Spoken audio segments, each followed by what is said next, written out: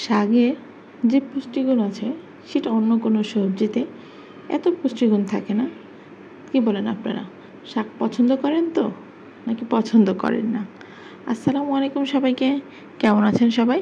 আশা করি আল্লাহর রহমতে সবাই ভালো আছেন। আমি আমিনা আক্তার চলে আসলাম আপনাদের মাঝে নতুন একটি ভিডিও নিয়ে। আজকে আমি রান্না করব শাক দিয়ে মাছ দিয়ে। অনেকে শাক ভাজি পছন্দ করেন, কেউ তরকারি দিয়ে রান্না করে। আজকে আমি এখানে শাকটা মাছ দিয়ে রান্না করতেছি। তার জন্য প্রথমে আমি কড়াইতে পর্যাপ্ত পরিমাণ তেল দিয়েছি পেঁয়াজ কুচিটা যখন হালকা একটু ব্রাউন কালার বা একটু নরম হয়ে আসবে সেই পর্যায়ে আমি এখানে আজকে দিয়েছি কিছু মরিচ বাটা। দেখতে পারতেছিলেন একদম লাল লাল মরিচ বাটা ছিল। মরিচ বাটাটাকে আমি একটু সুন্দর তেলের ভিতরে হালকা একটু ভেজে নিয়েছি, তাহলে দেখবেন সুন্দর একটা ফ্লেভার বের হয়। যখন ভাজা হয়ে গেছে সেই পর্যায়ে আমি দিয়েছি এখানে রসুন বাটাটাও সামান্য একটু ভেজে নিয়েছি।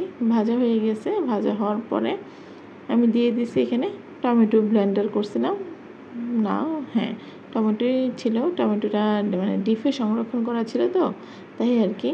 টমেটো দিয়েছি একটু পর্যাপ্ত পরিমাণে পানি, যেহেতু শুকনো উপকরণগুলো দেবো, মশলাগুলো যেহেতু পুড়ে না যায় সেই জন্য আমি কিছুটা পানি অ্যাড করছি।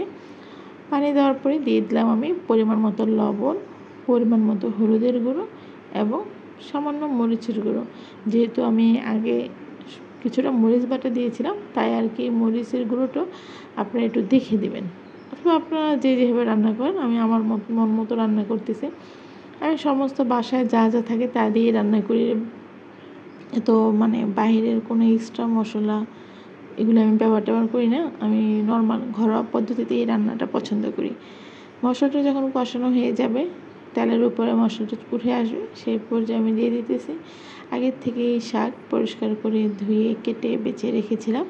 পানি ঝরিয়ে নিয়েছি হালকা, তবুও পানি অবশিষ্ট কিছু না কিছু তো অবশ্যই থাকে শাকে, তাই আমি কোনো পানি দিতেছি না। যেহেতু প্রথম পর্যায়ে শাক দিলে মনে হইতেছে কড়াই ভরে গেছে, একদম পাতিলের উপরে এত শাকের তরকারি কে খাবে। তাই আমিও চুপচাপ বসে আছি।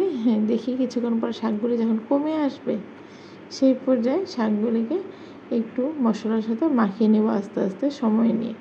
যেহেতু প্রথম পর্যায়ে শাক দিলে একদম অনেকগুলি ফুলে থাকে শাক তরকারি, যার কারণে আমি তখন নাড়ি নেই। এখন যখন একটু কমে আসছে সেই পর্যায়ে আমি এগুলিকে সুন্দর করে নেড়ে দিতেছি। দেখতেই পারতেছেন আমি কোনো পানি দিই নেই, কিন্তু তবুও শাকের থেকে কত পানি বের হয়েছে।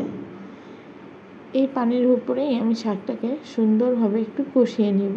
শাকটাও একটু নরম হয়ে আসবে, কষানো হবে, পানিটাও একটু শুকিয়ে আসবে, আর যে মশলাগুলি ছিল মশলার কাঁচা ফ্লেভার বা স্মেলটা সেটা একটু কমে আসবে। দেখতে পারতেছেন আমি এখনও কোনো পানি দিইনি। আমি পানির উপরেই শাকটাকে সুন্দর করে নেড়ে আস্তে আস্তে সমস্ত শাকগুলোকে আমি নেড়ে দিতেছি। যখন আমি দেখতেছি আমার শাকগুলো আর কি আরেকটু পানির প্রয়োজন হবে, সেই পর্যায়ে আমি এখানে আরেকটু পানি দিয়ে দিতেছি। যেহেতু আমার শাক সিদ্ধ হতে হবে তাই আমি একটু পানি যখন দিয়ে দিলাম, পানি যখন বলক চলে আসছে সেই পর্যায়ে আমি দিয়ে দিতেছি আগের থেকে আমি মাছ ভাজি করে রাখছিলাম, সেই মাছগুলিকে আমি দিয়ে সুন্দর করে এটাকে ঢাকনা দিয়ে ঢেকে দিয়েছিলাম। কিছুক্ষণ পর আমি অবশ্য শাকটাকে নেড়ে চেড়ে দিয়েছি যেন না লেগে যায়। কথা বলতে বলতে আপনাদের সকলের সাথে আমার রান্নাটা হয়ে গেছে। দেখতেই পারতেছেন এটা হইতেছে আমার রান্নার ফাইনাল লুক। দেখতে কেমন হয়েছে অবশ্যই জানাবেন। ইনশাআল্লাহ আজ এই পর্যন্তই। আগামী নেক্সট কোনো ভিডিওতে আবার দেখা হবে। সেই পর্যন্ত আপনারা সকলে ভালো থাকবেন, দোয়া করবেন আমার জন্য। আসসালামু আলাইকুম সবাইকে।